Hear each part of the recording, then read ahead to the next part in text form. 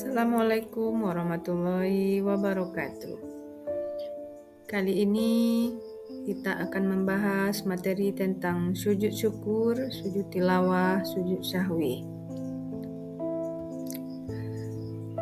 Adapun tujuan pembelajaran kita yaitu mampu menjelaskan pengertian sujud syukur, sujud tilawah, dan sujud syahwi, serta mampu menjelaskan sebab, tata cara, hikmah sujud syukur, tilawah, dan sujud syahwi.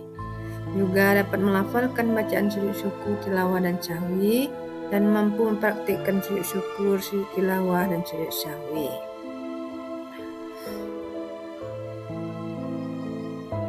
Apa itu sujud syukur?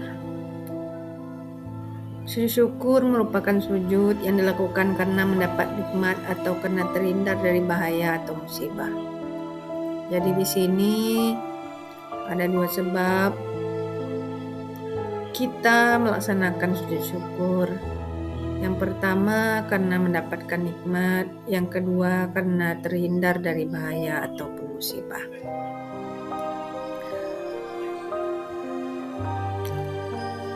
Selanjutnya, ketika memperoleh suatu nikmat besar atau terhindar dari musibah, seorang muslim disyariatkan bersujud syukur.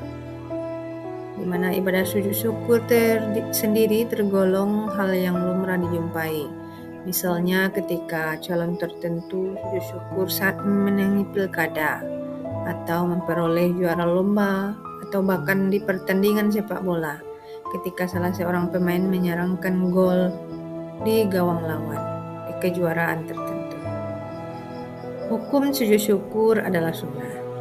Hal ini berdasarkan hadis yang diriwayatkan Abu Bakar radhiyallahu anhu. Ia berkata bahwasanya Rasulullah SAW jika mendapatkan hal-hal yang membuatnya bergembira atau diberi kabar gembira, beliau bersujud syukur kepada Allah Subhanahu wa taala. Hadis riwayat Abu Daud dan Tirmizi. Selanjutnya, bagaimana tata cara sujud syukur?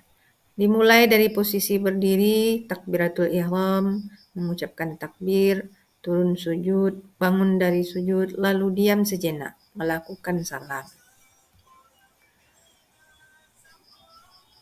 Bagaimana bacaan sujud syukur? Yaitu bacaannya sebagai berikut. Subhanallahi walhamdulillahi wala ilaha illallahu wallahu akbar wala haula wala quwwata illa billahil aliyyil azim. Yang mana artinya, Maha suci Allah dan segala puji bagi Allah. Tiada Tuhan selain Allah. Allah Maha besar dan tiada kekuatan serta daya upaya kecuali atasnya.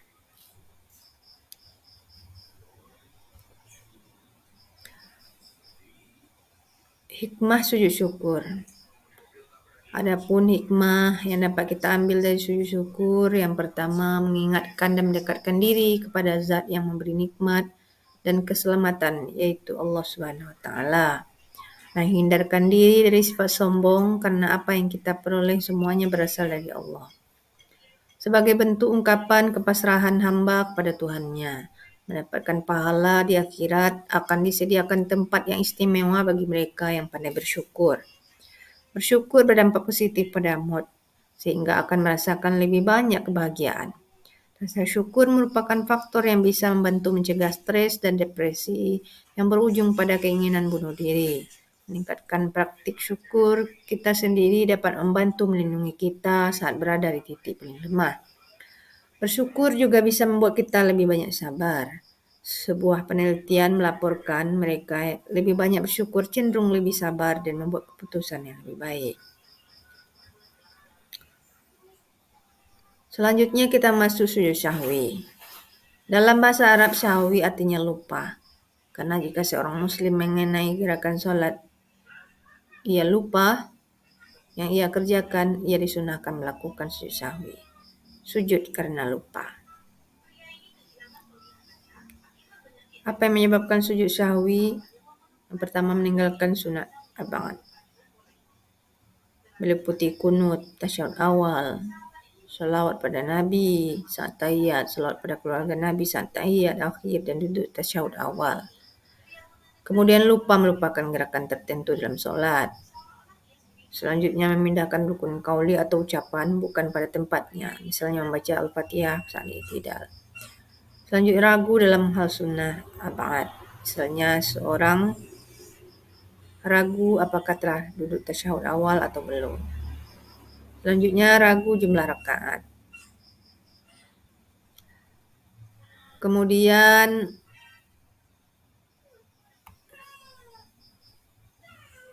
tata cara sujud sahwi. Melakukan sujud sahwi sama seperti sujud dalam solat pada umumnya, namun sujud sahwi dilakukan 2 kali dipisah dengan duduk sejenak. Setiap kali turun dan bangkit dari sujud disyariatkan membaca takbir. Sujud sahwi dapat dilakukan sebelum salam ataupun setelah salam, tergantung kasus lupanya. Artinya, jika salat perlu ditimbal karena lupa dan sadar sewaktu salat, maka hendaknya sujud sahwi dilakukan sebelum salam. Namun, kalau sudah salat baru sadar mengenai kasus lupanya, maka sujud sahwi dilakukan sesudah salam. Adapun bacaan sujud sahwi yaitu Subhana man la yanamu wa la yashu. Maksudnya Allah yang tidak tidur dan tidak lupa. Hikmah melakukan sujud sahwi. Manusia tidak boleh berperilaku sombong dan angkuh karena manusia adalah tempat salah dan lupa. Kita diajarkan untuk bisa memahami bahwa orang lain juga bisa salah. Jika orang tersebut mengakui kesalahannya dan minta maaf, maka sebagai umat Islam diajarkan untuk segera memberi maaf. Nah, yang terakhir kita bahas itu tentang sujud tilawah, yakni sujud yang dikerjakan oleh seorang muslim pada saat dirinya mendengar atau membaca salah satu bacaan ayat-ayat sajadah dalam Quran. Sujud tilawah ini dapat dilakukan seorang baik dalam keadaan yang sedang melaksanakan sholat ataupun sedang tidak melaksanakan sholat. Yang mana tata caranya membaca takbir, Allahu Akbar, langsung turun untuk melaksanakan sujud tilawah tanpa ruku, membaca bacaan atau doa sujud tilawah, takbir untuk bangun dari sujud, berdiri dan kembali ke posisi semula saat sholat. Melanjutkan kembali bacaan ayat yang tertunda. Adapun bacaan sujud tilawah, sajada wajhiya lillazi khalaqahu wa syaqqa sam'ahu wa basarahu bihaulihi wa quwwatihi.